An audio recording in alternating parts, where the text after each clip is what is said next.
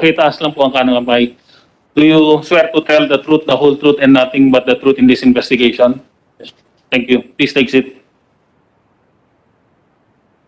Ulitin mo nga yung sinabi mo. Anong sinabi ni Claveria sa'yo? Nung po sinabi po sa amin ni Calaveria po na habang nilalabas po kami sa sabungan, sinabihan po niya kami na bakit si Boss Atong pa yung pinagka namin. Bumangga po daw kami sa pader. Sabi na, Tapos? ang sabi ko naman po, nag-ano lang po ako na, sabi ko hindi naman po kami ng chochope eh. Tapos sabi sa akin, hindi mo ba alam? Tumawag sa akin si Boss Atong. Binibigyan lang ang isang ulo nyo na 5,000 isang ulo. Ano ibig sabihin ng 5,000 isang ulo? Papatayin po daw kami, 5,000 isang ulo po. Totoo yan, sinabi mo yan, Claveria? Hindi po, Your Honor. Again, I am reminding you na under oath ka, pulis ka, di ba? Sir, Huwag kayo magsinungaling dito sa committee na ito. yes po, Your Honor. For information po sa everyone, Your Honor, I would like to inform na nandito po, na ito si Alvin Inden po, Your Honor. Nahuli na po yan way back 2015. Mamaya na, tatanungin kita tungkol dyan. Sige po, Your Honor. Nahuli na ito ng drugs noon pa, di ba? Yes po. At ngayon, kinasuhan na naman yun ng drugs. Yes, sir. Doon sa Pagsanhan, Laguna. Yes, sir. Pero hinuli ninyo doon sa Sabungan sa Santa Cruz, Laguna. Hindi po, Your Honor. It was a legitimate operation po, Your Honor. It was legitimate operation po sa ng bypass. O, gano'n na. Yes, sir. Alam mo, pagprangkahan tayo dito. Excuse me, Your Honor. Since ako naging chief PNP, sabi ko sa inyo, I am your number one friend. You are performing your duties properly, legally. Magpakamatay ako sa inyo. Didipinsahan ko kayo till death. Kapag ginagawa ninyo yung trabaho ninyong matino at legal, isusugal ko yung buhay ko para sa inyo.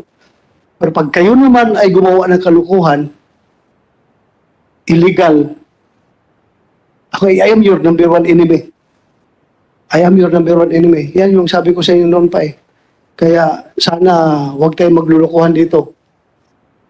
Ha? Yun lang sa akin. I love you. You are my man. Kabaro ko kayo for how many years? Pareho tayong uniforme. Pero pag kalukuhan ang ginamit ninyong uniforme sa kalukuhan, goodbye. I am your number one enemy. Pagkahan tayo. Pero kung you are unduly accused by these people, I am here to protect you. Wala tayong may tago dito. Andyan si Lord. Nakikinig sa lahat ng pinagsasabi natin dito. Kung tayo nagsinungaling, alam ng lahat yan. Lalabas at lalabas ang katotohanan dito. Kaya, magpakatotoo tayo. Huwag natin gamitin yung ating uniforme at sapa sa kalukuhan. Dahil doble ang ating pananagutan dyan pag tayo nagluluko. Sige, tuloy mo. Your Honor, yung po sa sinasabi niya na hindi po daw kami sa sabungan na uli. May katibayan po ako sa sabungan po kami inuli. Nang November 19 po ito. 2020 po.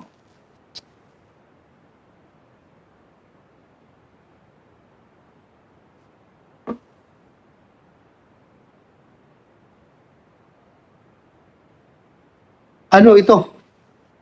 Pahingi po dito, sir. Thank you.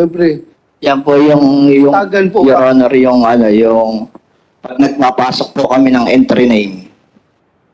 Owner, Cycross, Intername, Game Farm, Midnight Stagan, 12:30 p.m. So ito nagpapatibay na nandoon kayo sa sabungan. Opo, Your Honor. Doon kayo hinuli. Opo. Ha? Opo. Doon Tanungin natin si Julie Patidungan. Hinuli ba niyo talaga ito doon sa sabungan? Hindi po, Your Honor. Ha? Hindi po. Hindi. Opo. So sino kayo na nagsinungaling? At saka, Your Honor, yung sinabi niya kanina, nasabi niya, Boss A daw yung kausap ko. Ni minsan, hindi ko tinawag si Mr. Atong Ang ng Boss A. Amo po ang tawag ko sa kanya, Your Honor. Sino ngayon ang nagsinungaling? Ikaw o siya? Your Honor. Excuse me, Your Honor. Yes, go ahead. Kanina pa po nababanggit ang pangalan ko. Pwede po pong magsalita rin naman ako. Yes, Kasi right. part of the conspiracy yan eh. Yeah, you have the May you have the explain floor. sa inyo. Yes. Marami pong salamat. Kanina po. Dalawang hearing na po tayo. Pangatlo na po ngayon. Tingnan niyo po itong importante po itong sasabihin ko. Tingnan niyo maigi. Kung bakit lagi involved si Dondon. Si Dondon po, siya lang ang nagmamaniobra ng lahat ng farm ko sa construction. 2 to 3 years na siya nag-aasikaso. Ang daming farm niyan. 3, 4 na farm. Kung titignan nyo,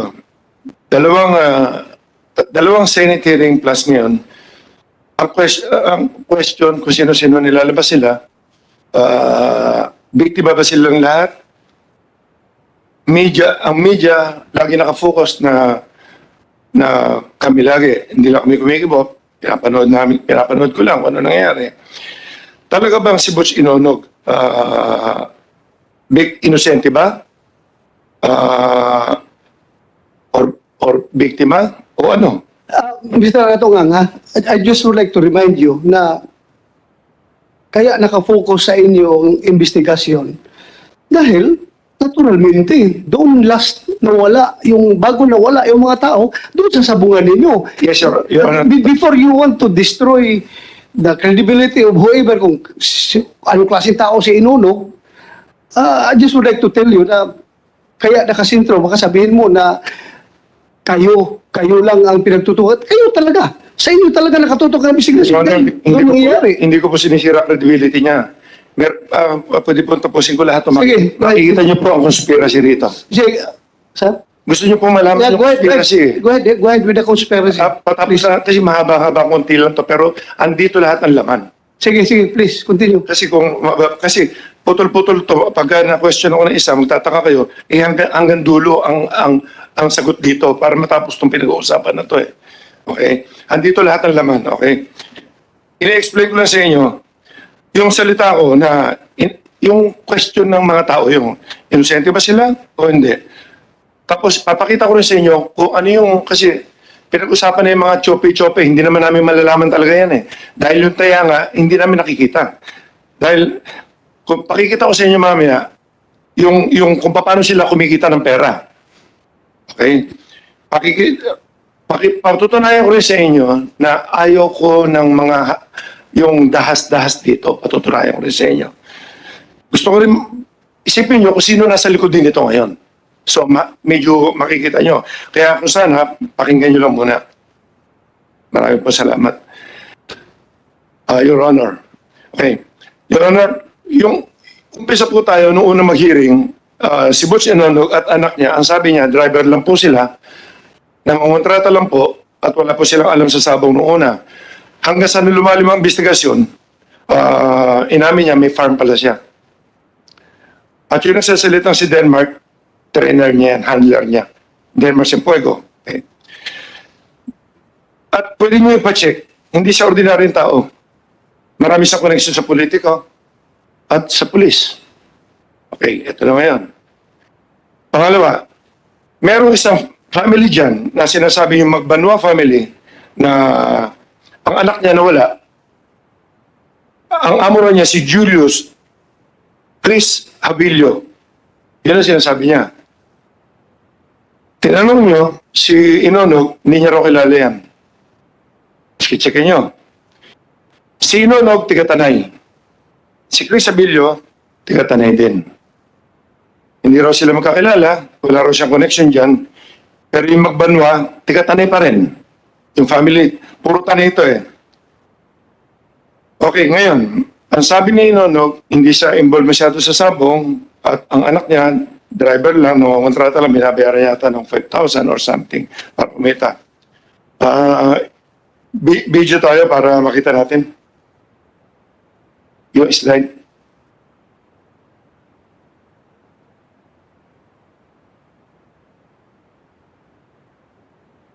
Pwede pakita yung picture? Ayan na. Yang number 1, kung makikita nyo, yan ang inunog, Boots inunog. Siya mismo ang bumibitaw ng manok.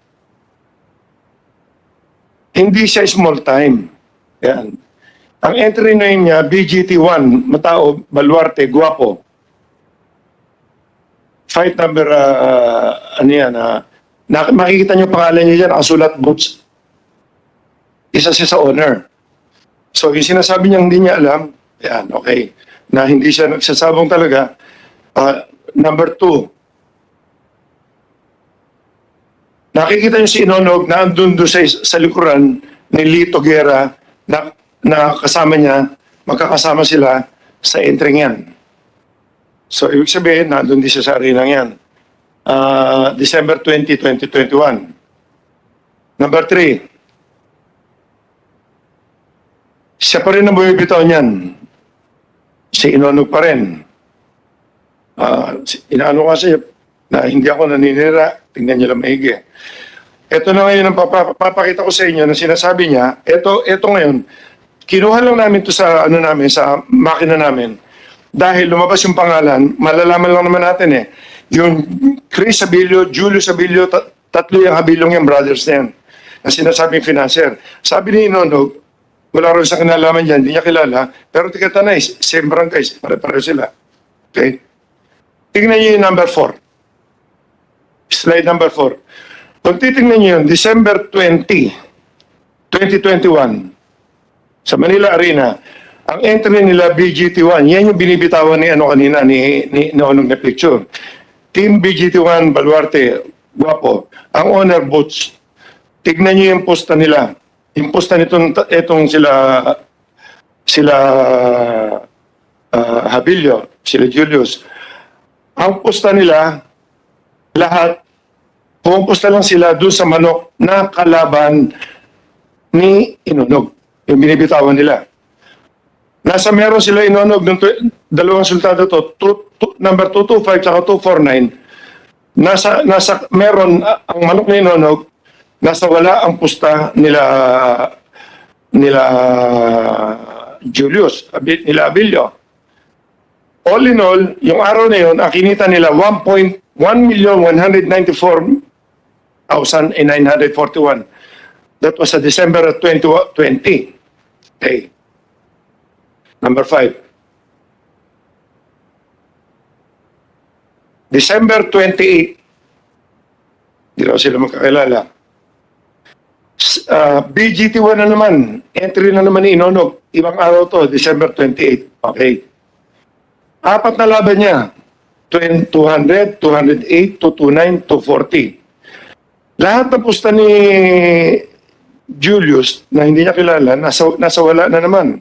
Ang kinita nila nung araw na yun, 969,000. Okay. Kailan namin na-check to, dahil nga may nakita kami pangalan, hindi namin ma-check talaga yan dahil wala kang pangalan yung mga iba dyan. December 21, the next day, may dalawa na naman silang manok na nilaban. Ang pusta na naman nila Julius, against na naman, sa manok na naman ni Inonog. Kumita sila ng 632,954 per 6. Number 7, January 13. Ito na yata yung sa Manila Arena. Ito na yata yung sinasabing may problema sila. Okay. Si Julius na naman, sila Julius na naman. Fight number 62. Ang pusta na naman ni Julius, sa wala na naman. Nasa meron kasi. Fight number 73, saka fight number 98.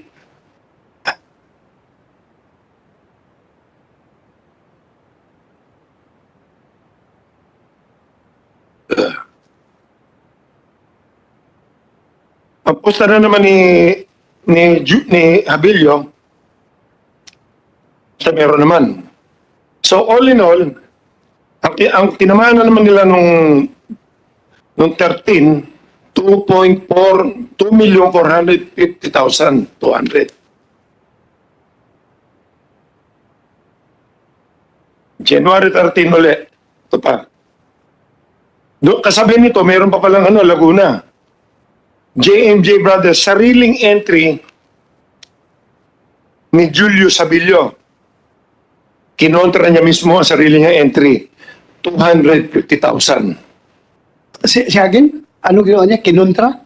Yung sariling entry ni Habilio na hindi niya raw kakilala, may kasali sila nung same day na JMJ Brothers, Laguna. Kinontra niya sarili niya manok. 250,000. Nakikita po namin to sa computer. Kinontra niya. Sa kabila pumusta. Ibig sabihin, sa kabila siya... Sa kabila pumusta, sa wala. Kumusta? Sa wala. Okay. Pinapaalala ko lang po sa inyo na lahat ng pustan to, hindi sa amin nilalaban. Kinukuha nila yan sa gitna. Hindi kami apektado dyan. Hindi kami ninanakawan nila dyan. Taong bayan. Okay.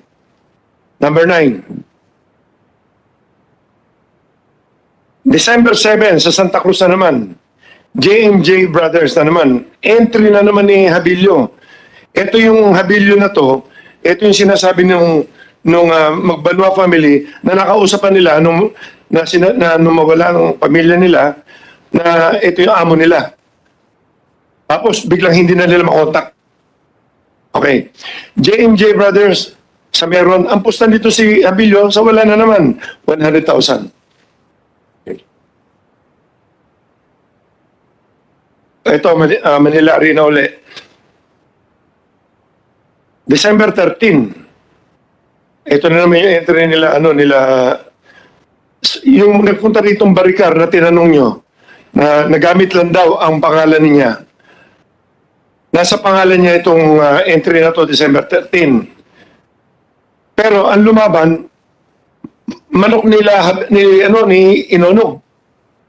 Ang posta na naman nila Habilio, sa kalaban na naman sa King Arthur, 200,000 noong araw na yan. Okay. So, isa na lang. December 23, sa Manila Arena, si Barry Baricar uli, yung nagpunta rito yung last week. Ang sabi niya, slot lang daw niya yan. Ang sabi niya, ginamit lang yata nila, inunod to. Tignan niyo ang pusta niya, ang pusta rito ni Habilio uli, ang daming internet, ang daming sultado nito. 108, 151, 179, 221, tsaka 243, 255. Lahat ng pusta nila sa kalaban. Kumita sila ng 2,595,980. So, ang na-check lang namin, sa loob niyang ilang araw na yan, ang kinita nila is 8,447,831. Ngayon, number 12. Yan po yung tatlong Habilio na sinasabi niya hindi niya kilala. Tigatanay din yan. Pare-pareho silang tigatanay. Number 13. O, yan yung ID niya. So, pinakita ko lang sa inyo kung ano yung system ng mga pandaraya, yung mga sindikato. Isa lang niyan sa na-identify namin na sinasabi po ni Inonok na hindi niya kilala. Pero tignan nyo kung pag-aaralan ko, kasi ako nga ang nakakaalam ng mga game na ganyan, makipag-usap lang siya sa maraming ganyan. Tatayaan nila lahat ng makina, iba-ibang account. Yan yung sinasabi nila nung una na hearing, hinahanap nila 200 million. Sino naghahanap ng 200 million? Sila Inonok ba? Sino? Meron silang sinabing 200 million na si IDG dati. Ilan yung tinitimbrihan na yan? Ang tawag doon timbre. Ilang financer yan? Hindi ko ma-check yung mga iba, Your Honor. Dahil hindi ko naman nakita yung mga pangalan eh. May ano nga, hindi namin ma-check yun. So in short, Mr. Atong Ang, gusto mo talagang yung presentation mo kayo na klaro yon na involved sa panunyupi yung mga Habilio brothers at Inunog. Yun ang ibig mo sabihin. Nanalo silang 8-point-something million dahil sa panunyupi. Your Honor, Yun. hindi ko rin masasabing choppy yan o kung anong klase ginagawa nila. Pero Ko lang basta klaro sa presentation mo nasa kabila sila tumataya. At ito po lang, napatunayan po natin. Very clear man yun. Recorded yun eh. Di ba? Computerized yun. Choppy na nga tawag kaya lang pag Yung ang tawag noon dahil doon sila tumataya sa kalaban ng manok nila. Yes, Di ba? lahat po ng taya ni Abilio, kung alin yung entry ni Inonog, nasa kabila sila lagi all the way. Lusot lahat. Pero hindi ko naman ma-check yan eh. So sino ngayon ang magagalit sa kanilang panyunyupi? Wala pong magagalit. Sila yung makakausap eh. O Baka hindi po binigay. Hindi ko, kung marami silang kausap na financer po, Your Honor, hindi ko na maintindihan. Kasi lalawakan ko utak ko, kung marami connection si Inonog, kung marami bakit lagi ang manok niya ang kinukontra ng mga financer? okay. Yun ang ini-explain ko lang sa inyo. Yes. Every time papasok ang manok niya, isang financer na to, kumita ng 8 million mahigit sa loob lang ng ilang araw. Ilan niyang sinabihan niyang yan? Ilan ang kausap niya? Okay. So settled na natin yan na involved sila sa game fixing. Settled na niya. Ako mismo, nag-agree ko. With your presentation, I am totally convinced na involved sila sa game fixing. Now, with the existence of the game fixing, sino ngayon ang apektado at nagagalit sa game fixing na ginagawa nila? Kung ako tatanungin, Your Honor, Yes po. number 100% game fixing na talaga yan. Yes. Base Sino sa nakikita ko. magagalit? Pero itong question mark dyan. Ito yung isang possible pa. Kung may isang financer kang kausap at isang financer uli na iba ang tip mo, isang financer iba uli, hindi mo pinatama yung ibang financer, nagbigay sa'yo ng pera, kasi hindi ka naman pwedeng tumaya pag wala kang deposit eh. Pag nahulog, yung mag-aaway-aaway lahat yan. Mapapatayan talaga yan. Iba tip mo sa akin, iba ang tip mo rito, iba ang tip mo dito. Nagbebenta ng laro ang tawag doon. Lahat ng sinasabi ko dito, ang dami sa bungero nakakarinig dyan. Maiintindihan nila yung sinasabi ko. Lengguwahe ito na sa bungero. Nagtitip ka ng tsope, ang daming ganyan. Ma-check nyo sa lahat ng sabungan.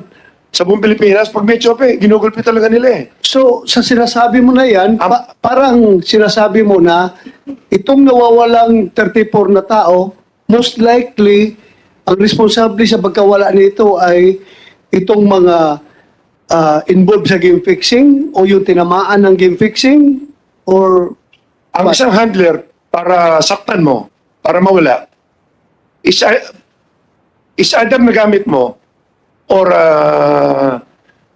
binalian ang manok mo na hindi or sinira ang manok mo na hindi mo alam. Pwedeng amo ang titira diyan. Maraming istorya ganyan. Alam mo, Pwedeng manok amo. mo, yung kung sino yung may-ari ng manok na entry, ginalaw ng handler yan, itinip sa iba. Ang dami nagbebenta ng laro. O itong 4 na manok ko kontrahin nyo, ibebenta sa mga tao yan. how about yung reputation ng WPC? Hindi ba masisira ang iyong palaro dahil may nagiging fixing doon sa Sa amin po, WPC? kaya kami ang number 1 dahil yung pang-inspect namin from tare, from entry, tsaka kami, bihira, hindi, halos buong Pilipinas ang umi-entry. Luzon, Visayas, Mindanao, magkakilala kami. Nakakapasok lang, hindi kilala, every Monday at o Thursday, yun yung tinatawag na invitational. Or, ang manok nila, sabi nga nila, Baricar, na wala silang manok ngayon, araw nila, ang tawag doon, nag-finance ng iba. Ngayon, yung finance mo, pag sinyope, hindi mo na malalaman. Sa amin naman, sa kumpanya namin, Your Honor, hindi kami affected pero binabantayan namin talaga yung integrity ng ano namin. Ang kailangan, para lumaki ang isang negosyo mo, kailangan pag tumama ang tao, bayad ka agad. Yun ang number 1. So, klaro sinasabi mo na regardless kung may mangyayaring panyunyupi sa mga sabungan mo, madiscover nyo yun na panyunyupi, hindi ka galit. Hindi ka interesado sa kanila. Wala kang pakialam. Kung nyupi kayo naman nyupi, bahala kayo dyan. Wala kang pakialam. Sa akin po, Mr. Chairman. Yes, Senator. Just that in, relevant ito. At one time or another, mga investigador tayo, di ba? Senator De La Rosa, myself, Jan Cruz, Jar Carlos, mga pulis na nandito. No? Di ba pag nag-imbestiga tayo, 3 agad yung tinitingnan natin, di ba? Motive, opportunity, means. Maliwanag yan, di ba? Basic. Ang gusto ko malaman, yung opportunity saka yung means, medyo na-establish yun, di ba? May oportunidad, tapos meron ding means to commit the crime. interesado ako, anong nakita niyo motive dito, CIDG? Parang hindi maliwanag sa akin ano yung motive. So, ano yung na-establish yung motive? Kasi you have come to a point that you have already referred the case to the DOJ, di ba, for preliminary investigation. Ibig sabihin, establish nyo na lahat. Ano yung motive? Sir, with regard to the case in Manila Arena, we are only basing on the testimony of the witness or testimonies of the witnesses. And of course, sir, since there, we were able to establish a probable cause to file a case against the identified suspects. And although sometimes there are cases being cleared or solved by the police or by the CIDG, but still the motive is still unknown. So for as long as we have secured a witness or an evidence which would warrant the filing of case against an identified suspect, so we go on with the investigation and file the case before the prosecutor's office. But the That motive could weaken your case, can ha? still be unknown, sir. If you are missing the motive, that could weaken your case. Well, it could go past the probable case threshold. Yes, sir. Pero remember, pagdating sa court, guilt beyond reasonable doubt ang hinihingi natin. Yes, sir. And if you're not able to establish the motive, it could weaken your case pagdating sa court. Yes, sir. So it's important that the motive is established. Yes, sir. Di ba? Agree? Yes, sir. That's the reason why we continuously Yeah. gather more information, sir. While So, even though the case is submitted before the prosecutor's office, the CIDG investigators would still continue gathering more evidence and witnesses to finally establish or to finally find out the real motive of the case, sir. And isang may pursue niya to give you the motive is a pattern. Kasi maraming cases ito 8 eh. Sir, of Pag course, establish yung pattern, you can establish the motive, hindi ba? that's also one way of establishing motive in a case, sir. So We also right use now, that, sir. as we speak, there's no motive yet. No motive has been established. None yet, sir. Yeah. Thank you. Thank Thank you, Mr. Chairman. Your Honor, tuloy Thank, ko thank po. you, sir. Thank you, thank you. Tuloy ko po ito. Makita niyo yung conspiracy rito. Your Honor, natapos ko na itong isa yung tukol sa game fixing para naintindihan nyo na kasi lagi natin napapag-usapan yan. Number 14. Number 14 na tayo. Si Don Patigonan or Julie Patigonan. Tagal ko na rin tao pero sinasabi ko nga sa inyo na sa construction niya, sa buong sila nag-aasikaso. Pinagkakatiwala ako siya sa mga construction namin talaga. Kasi sa pera maayos yan. Okay. Tignan nyo yung ito.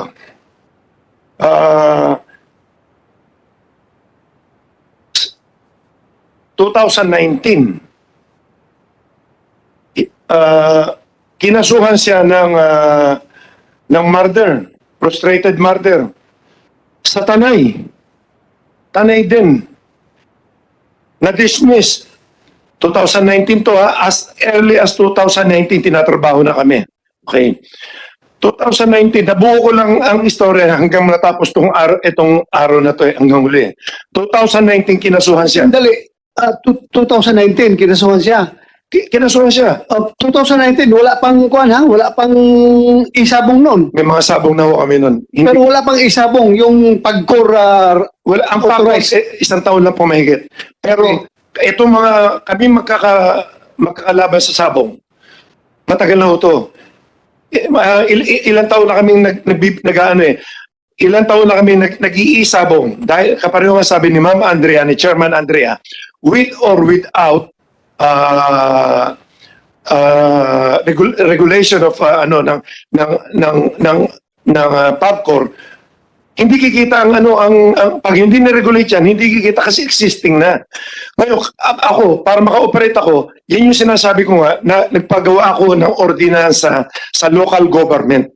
Ang ordinansa is talagang yan ang batas na talagang sinabing batas para sa sabong. Pero within the territory lang. Ganun ang ginawa ko dyan. So, nag-ooperate ako ng legal ako maski noon pa. Never ako nag-operate ng illegal. So anong mas maganda? Bago pumasok ang pagkor o Alin na mas malaki? ano mas malaki sa'yo? Kita mo. Biglang lumaki ngayon kasi naging nagkaroon kasi ng nagkaroon na ng internet na todo, nagkaroon ng payment system, pinag-aralan ko lahat, magka-COVID lahat, nagkaroon na ng mga, na-improve kasi pag ako siya nag-design, nag-upgrade ako na upgrade. So nagpasalamat ka sa PAGCOR na nalegal kayo at lumaki pa yung income mo. Well, legal na, hindi ako masyadong after sa pera, Your Honor. Hindi, kaya nagpasalamat ka. Nagpapasalamat ako kasi ang gusto ko talaga po ay tumulong sa gobyerno lagi. Okay, maganda. Kaya nga ako rin nag-suggest na taksan kami ng yung suggest na 5% of GGR. Ako, So, klaro natin without PAGCOR regulation, mababa ang kita nyo. With PAGCOR regulation, gumanda. Ay, Ang mas sakto maganda ng po. isabong. Una-una mga bangko, ang mga payment system, Okay. open na kami. Kasi alam nila legal na legal eh. Kasi pag ipapakita mo po sa bangko is ordinance lang, nagkakaroon ng question eh. Thank you. Let's give the floor to Senator Tolentino first. Isang tanong lang, Mr. Chairman. Pwede bang bumalik tayo sa slide number 3? Number 3. Number 40 na tayo ngayon eh. Okay, number 3. Number 3, balik lang natin. Ikaw ba may control? Number 3? Opo. Okay. Ang tanong lang to, isa't kalahati. Ay, nagbibitaw siya. Lalamig tong kape ko. 3 or 4, siguro. Yan po. I have nothing to do with the person. Hindi, lumampas po kayo. 3. Yung kanina. Yan. Wala po akong pakialam ngayon sa personalities involved. Gusto ko lang makita itong physical environment. I-clarify ko lang sa'yo. Saan po ito? Sa Manila Arena po. Manila. Yes. So hindi ito yung buong ruweda, hindi ito yung buong sabungan. Ito ba yung binabanggit mo na? Kasi parang yung likuran parang tarpaulin nata yan, kumot, o ano ba yan, lona. Ano ba? May video yan. Pwede namin ipakita sa inyo totoong video. Ibig sabihin, ito po ba ay yung buong sabungan o isang kwarto sa sabungan o isang studio? Lahat po ng tatlo lang po yan eh. Lahat, studio lang lahat. Studio. Wala kami sa buwan na may mga taong pumapasok. Hindi ganun. Gusto kasi, Ano? marami kasi nakikinig tayo mga kababayan ngayon kasi kanina tinatanong ka ni Chairman, nagpapasalamat ka sa PAGCOR, binigyan kayo ng lisensya, nakapag-operate kayo. Binasa ko rin yung, ready ang PAGCOR mamaya, tatanungin ko kayo. Binasa ko rin yung regulatory framework ng PAGCOR. Ang Yes. sabi ng PAGCOR, live streaming noong actual cockfight Yes, yes. sa sabungan Yes, Your Honor. kung saan kayo humingi ng ordinansa na binanggit mo, di ba? So, doon sa laki ng sabungan, kumuha kayo ng isang kwarto at yun ang ginawang studio, doon kinukunan siguro ng live streaming sa pamamagitan ng teknolohiya, ito yung lumalabas dito sa ating mga gadgets. So, mamaya tatanungin ko si PAGCOR, sabi ko maganda si PAGCOR, ito ba ay sang-ayon sa Presidential Decree 449 sa lisensyang binigay nyo sa pitmasters po kayo na magkaroon ng live cockfight sa sabungan o live cockfight na lang sa studio? Your Honor, Ano po, napalawanan ko na po yan. Oh. Sa PAGCOR ko po itatanong yan. Iliwanag ko lang ito kasi kung live cockfight, wala akong nakikita mga nanonood dito na naghihiyawan, nagsisigawan. Your Honor, ako naman mag-explain ko Sige na po po, yan. sige po. Ang PAGCOR po kasi, wala po kami sabungan. Puro farm lang yan eh. Yung lipa, farm lang yan. Ito, farm lang yan.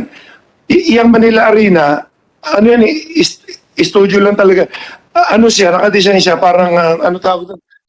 Yung parang, yung mga concert, yung mga ganyan, hindi yan sabungan eh. Concert talaga, coliseum yan na, yun, gumawa kami ng isang studio lang talaga doon. Pag sinabi sabungan, may bayad. Ang nakakapasok niya, yun ang bibitaw lang talaga at saka yung mamayari. Wala talaga. Saka ang PAGCOR po, parang na pinaliwanag ko po sa inyo, maski simula umpisa, hindi nila sakop ang arena, ang studio. Ang studio kasi nagbibigyan ng permit po dyan, mayor lang. Ang kinokontrol ng PAGCOR is yung system lang ng betting. Yun lang. Walang connection ng PAGCOR sa arena. Never sila makialam dyan. Talo sa inyo, Mr. kasi kaya ko nabanggit yan. Mamaya, ready rin ang GAB, Games and Amusement Board. Pag local, sabungan, ang nagbibigay ng authority ay local government unit.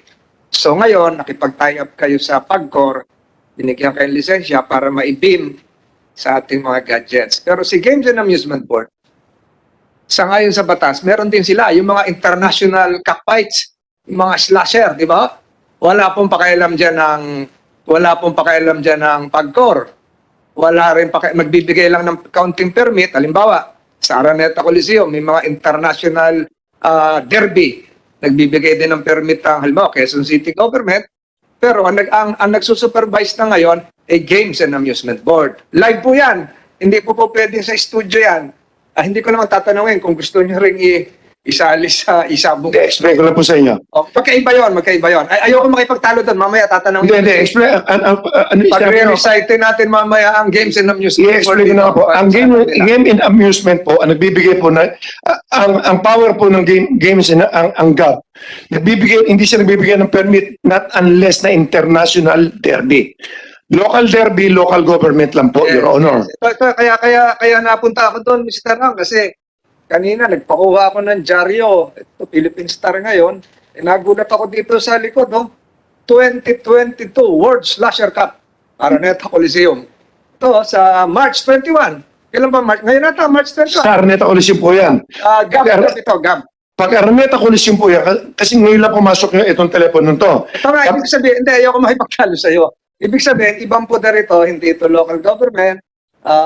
Gab, ito, mamaya tatanungin ko si Gab, hindi ito para sa iyo. Gusto ko lang i-clarify itong background nito, nakita ko. Yun lang po. Pwede.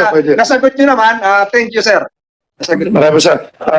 Thank you, Sir. Yung balik po tayo kay Dondon. Ito na. Patuloy mo ba? Sige. Noong 14, inano siya ng murder. Tingnan niyo to kung anong ginagawa kay Dondon. Na-dismiss to dahil talaga naman wala siya ron eh. Yan yung number 14. Ito, tingnan niyo kasunod. Ito, 2019. 2020 na naman, tingnan niyo next picture. May bank robbery sa Metrobank.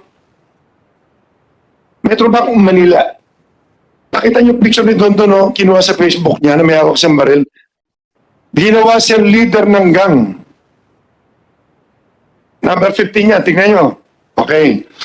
Nung nakita namin sa TV, nakita si Diario, nagsumbong sa akin si Dondon. Sabi sa akin, Amo, ano nangyari? Ba't nasama ako dyan? Ang ginawa namin, sabi ko, nasaan ka nung araw na yun? Napakaswerte naman po. Sige, naandun siya sa, ang ginawa ko, sino ko muna, naandun siya, nagkataon naman na naandun siya sa sinuluan, nagpapakain ng mga maraming tao. Doon sa mismong Jollibee. Ngayon, pumunta ako tinawag ko kay pare RJ Mia kung pwedeng i-connect kami kasi wanted na siya, nandiyan ang picture eh. Kung pwede kami daling kay General Elezar. Ganito, para mabilis tayo kasi malaki Sure, masyadong oras na kinuha mo. Ganito lang, gusto ko lang malaman sa'yo, yung kay Dondon, you are trying to portray Dondon na parang nagiging biktima ng conspiracy. Hindi, Diba? kasama po to. Andito, malapit na to. Kasi meron kasing police na nag-offer sa amin na nadukutin to. Sasabihin ko sa inyo kung sino. Sige, tuloy mo nga. Pakibilis-bilis Pero na. Sige. Yoro, kailangan maintindihan natin ito konting-konti para malinaw. Para natin makikita po ang conspiracy po na ako eh. Ito. Nakita niyo si Dondon, nung lumabas yung resulta, nung inano ni ang ginawa ni General Elazar, pinakuha niya ang video sa pinatawag niya yung manager, pati mga empleyado, napatunayan na si Dondon naandun nga nung same time. So, madali salita, na-dismiss uli. O, ito na naman. Ito yung mabigat na power na hindi mo na maintindihan kung sino sumakay dito. Habang nagkakaproblema tayo dito na nag-uusap, February 28, doon na naman sa Murong Salipan na naman, meron na namang nag-file na naman ng frustrated murder na naman. Kaya doon. Na-issuean siya ng warrant na naman. Tapos, tanay na naman to. Sinasabi na naman na, tapos, nung mag-bail siya, nakita ng mga tao, group na naman. Anong group?